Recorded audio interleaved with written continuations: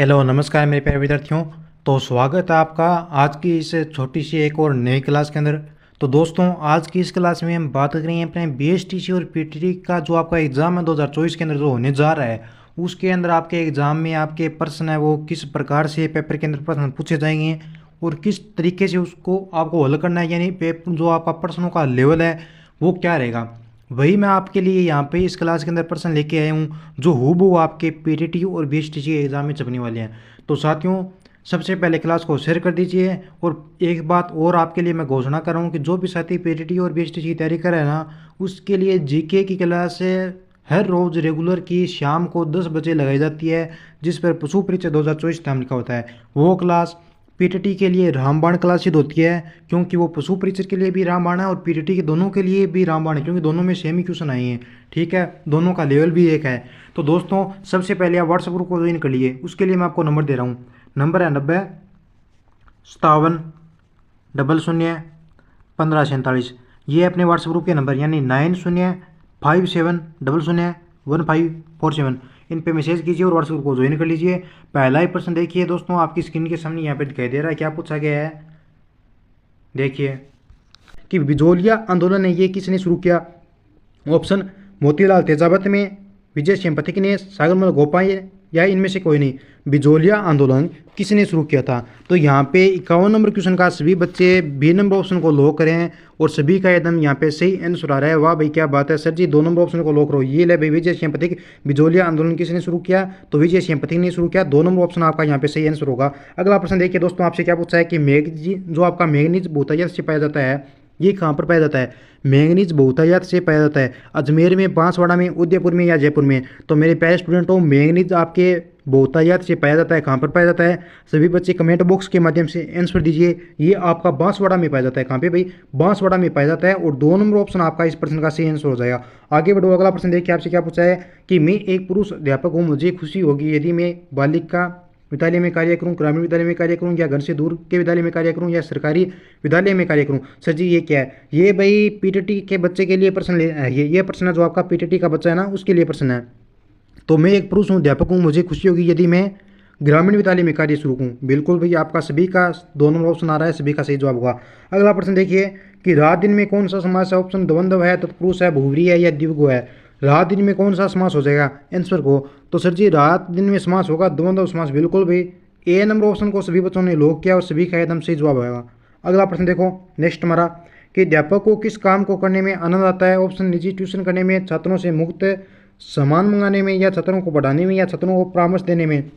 अध्यापक को किस काम को करने में आनंद मिलता है, तो अध्यापक को मिलता है भाई छात्रों को पढ़ाने में। जो बच्चे यहाँ पे 3 नंबर ऑप्शन को लॉक करें उनका सही आंसर होगा अध्यापक का, टीचर का काम ही होता है छात्रों को मेन पढ़ाना। ठीक है, सही से मेन काम क्या होता है, अध्यापक का छात्रों को पढ़ाना। अगला प्रश्न देखिए कि जिसके आने की तिथि निश्चित न हो उसे कहते हैं। ऑप्शन अविश्वसनीय, अकल्पनीय, अज्ञातवासी या अतिथि। जिसके आने की तिथि निश्चित न हो उसे क्या कहेंगे, बताओ भाई फटाफट से लॉक करो। जिसके आने की तिथि निश्चित न हो तो उसको कहेंगे अपने दोस्तों अतिथि। क्या कहेंगे उसको, अतिथि कहेंगे। जो भी स्टूडेंट यहाँ पे डी नंबर ऑप्शन को लॉक करे उनका सभी का राइट जवाब आया और सभी का एकदम सही आंसर होगा। ठीक है, अगला प्रश्न देखिए दोस्तों, आपसे क्या पूछा है कि यदि आपके विद्यालय की क्रिकेट टीम जीत जाती है तो इसका श्रेय आप किसे देंगे। मान लो कि आप विद्यालय की तरफ से कहीं पर खेलने जाते हो और क्रिकेट टीम आपकी और वो आप जीत लेते हो मैच, तब आप उसका श्रेय किसको देंगे, कैप्टन को, रेफरी को, खिलाड़ियों के मध्य समायोजन को, या स्कोर को। तो वहाँ पर आप श्रेय देंगे किसको, वहाँ पर देंगे खिलाड़ियों के मध्य समायोजन को। यानी अच्छे खिलाड़ी है वहाँ पे 12 खिलाड़ी हैं, उनके मध्य समायोजन करने, अच्छा समायोजन हुआ है उनके बीच, तभी तो आप खेल पाए हो वहाँ पर अच्छे, तभी तो वहाँ पर आपने स्कोर अच्छे प्राप्त किए, आपने मैच जीता है। तो 3 नंबर ऑप्शन आपका यहाँ पे सही आंसर होगा। अगला प्रश्न, अग्नि का पर्यायवाची है शुद्धा, पावक, मदाकिनी या तन्य। अग्नि का पर्यायवाची कौन सा हो जाएगा भाई, सर जी अग्नि का पर्यायवाची होता है अपने पावक होता है। बिल्कुल भाई बी नंबर ऑप्शन को लॉक करो, अग्नि का पर्यायवाची पावक। फटाफट से जल्दी जल्दी से चलेंगे आज हम, क्या करेंगे भाई जल्दी जल्दी से चलेंगे, क्योंकि मुझे पशु परीक्षा बच्चों के लिए जीके की क्लास है ना वो और क्या करनी है, अपडेट करनी है। विद्यालय में होने वाले विभिन्न कार्यक्रमों के संबंध में आपके क्या विचार है। ऑप्शन वे मनोरंजन के साधन है, वे सहयोग और ज्ञानवृद्धि के साधन है, वे समय का अपव्यय या अध्यापन में इनका कोई महत्व नहीं है। विद्यालयों में होने वाले विभिन्न कार्यक्रमों के संबंध में आपके क्या विचार है। विद्यालय में जो भी कार्यक्रम होते हैं मेरे दोस्तों, उनके संबंध में आपके क्या विचार होंगे। तो उनके संबंध में आपके विचार होने चाहिए कि वे सहयोग और ज्ञानवृद्धि के साधन हैं। क्या है भाई? सहयोग और ज्ञानवृद्धि के। जो स्टूडेंट है पहली बार इस चैनल पे नए हैं तो चैनल को सब्सक्राइब कीजिए। अगर व्हाट्सएप ग्रुप को ज्वाइन नहीं किया तो उसके लिए नंबर है व्हाट्सएप ग्रुप के अपने 9057001547। इन पे मैसेज करो, यानी 9057001547 इन पे मैसेज करो, ग्रुप को ज्वाइन करो। अगला नेक्स्ट हमारा क्वेश्चन देखिए आपसे क्या पूछा गया। नेक्स्ट प्रश्न है कि 49 शब्द में कौन सा प्रत्यय है? ऑप्शन एक आई, इत या ई। 49 शब्द में कौन सा प्रत्यय है भाई? लोक रो फटाफट से। 49 शब्द में कौन सा प्रत्यय है? सर जी 49 शब्द में अपना प्रत्यय हो जाएगा आई प्रत्यय। बिल्कुल भाई, सभी बच्चों ने बी नंबर ऑप्शन को लो किया और सभी का एकदम सही ठीक जवाब आ रहा है। आगे बढ़ो, अगला प्रश्न देखिए दोस्तों आपसे क्या पूछा गया है कि यदि आपकी कक्षा में एक बच्चा ध्यान नहीं दे रहा है तो आप क्या करेंगे? यानी आप टीचर हो और उस क्लास में बच्चा कोई ध्यान नहीं दे रहा है तो आपका फर्ज क्या बनता है? वहाँ पे उसे दंड देंगे, उसका ध्यान आकर्षित करने के लिए प्रश्न पूछेंगे, या उसे ध्यान देने को कहेंगे, या उन बच्चों के उदाहरण देंगे जो ध्यान देते हैं? तो यहाँ पे आपको सही आंसर करना होगा। ये प्रश्न आपके एग्जाम में आता है, तब उसका ध्यान आकर्षित करने के लिए उसे प्रश्न पूछेंगे। अगर कोई बच्चा क्लास के अंदर कहीं भटक रहा है, उसका दिमाग है वो घर पर चल रहा है और पढ़ा रहे हो आप उसको, तो उसका ध्यान आकर्षित करने के लिए उससे प्रश्न पूछेंगे आप। ठीक है, 2 नंबर ऑप्शन आपका यहाँ पे सही आंसर होगा। अगला प्रश्न देखिए आपसे क्या पूछा है। नेक्स्ट हमारा अगला क्वेश्चन कि इत प्रत्यय से कौन सा शब्द बना है? कौन सा भाई? इत प्रत्यय से। ऑप्शन प्रचलन है, प्रोत्साहन है, प्रचलित है या परिवर्तन है? इत प्रत्यय से कौन सा शब्द बना है? तो यहाँ पे इत प्रत्यय से बनने वाला शब्द आपका कौन सा भी प्रचलित हो जाएगा? कौन सा भी प्रचलित हो जाएगा? सी नंबर ऑप्शन को लो करो भैया अपने। कौन से ऑप्शन को? सी नंबर ऑप्शन को जो बच्चे लो करें उनका सही आंसर हो जाएगा। अगला हमारा नेक्स्ट क्वेश्चन है कि यदि विद्यार्थी अनुशासनहीन हो जाए तो अध्यापक या अध्यापिका को क्या करना चाहिए? देखो ये आपका टेस्ट चल रहा है इसलिए मैं इसमें कोई भी बात आपको खोल कर बता नहीं रहा हूँ कि ये इसके जहाँ पे ये क्यों आया। ठीक है, फटाफट से ये मैं आपके लिए क्लास लेके आया हूँ, वरना मैं आज क्लास की आपकी मना करता है, यानी क्लास नहीं लगाता है। मैंने सोचा आज आपका टेस्ट ले लेते हैं। यदि विद्यार्थी अनुशासनहीन हो जाए तो अध्यापक और अध्यापिका क्या करना चाहिए? उनकी उपेक्षा करें, उनको सजा दें, कारण पता करें, अध्यापक को सूचित करें। यदि विद्यार्थी अनुशासनहीन हो जाए तो आप क्या करोगे? तो आप करोगे उसके कारणों का पता करेंगे, क्यों अनुशासनहीन हुआ है वो। 3 नंबर ऑप्शन को अपने लो करो। अगला प्रश्न देखो नेक्स्ट हमारा क्या पूछा है कि अमानवीय शब्द में कौन सा प्रत्यय है? ऑप्शन ए, इतनीय या ई है। अमानवीय शब्द में कौन सा प्रत्यय है? तो अमानवीय शब्द में प्रत्यय सर जी अपने यहाँ पे हो जाएगा ई प्रत्यय। कौन सा हो जाएगा अभी? ई प्रत्यय। पर का मतलब पढ़ने।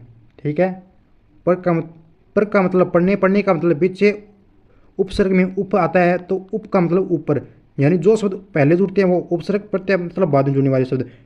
अमानवीय शब्द बोलोगे तभी इसके ई की यहाँ आवाज़ आ रही है, यानी ये लास्ट में जुड़ा है। डी नंबर ऑप्शन आपका सही आंसर है। अगला प्रश्न देखो नेक्स्ट हमारा कि अध्यापक की किस विधि में सृजनशीलता का अभिवर्धन नहीं कर सकते हैं? ऑप्शन व्याख्यान विधि में, खेल में, खोज में, प्रोजेक्ट में।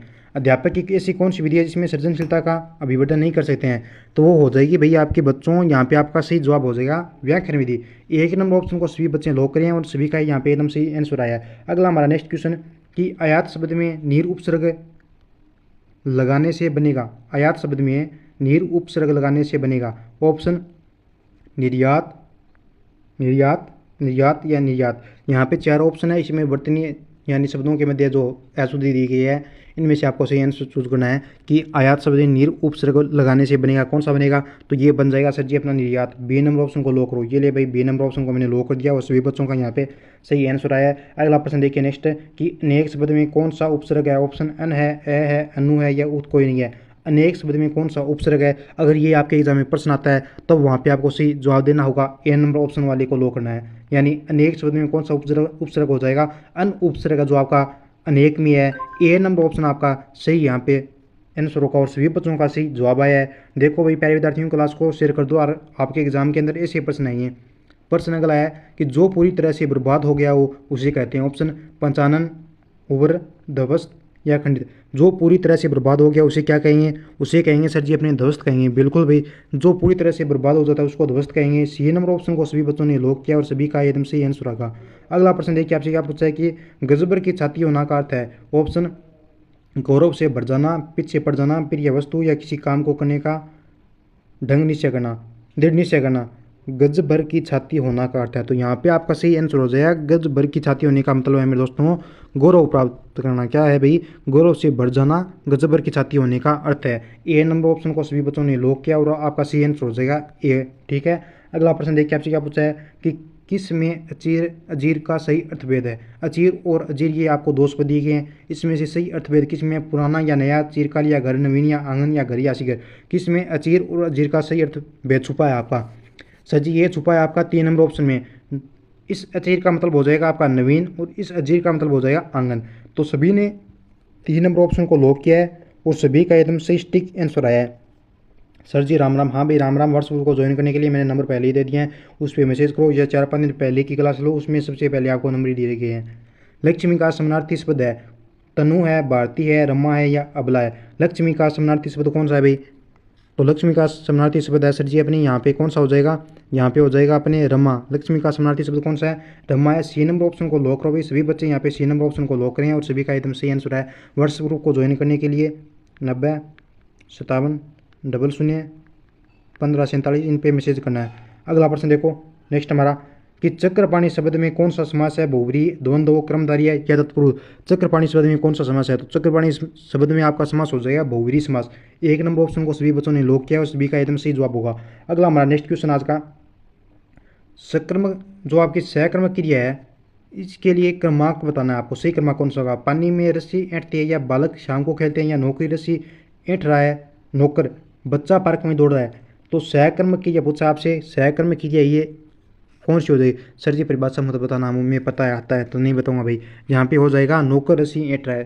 3 नंबर ऑप्शन आपका सही आंसर हो जाएगा। ठीक है अगला प्रश्न देखो नेक्स्ट हमारा कि किस में प्रश्नवाचक सर्वनाम नहीं है। ऑप्शन कौन, कैसे, तुम, क्या।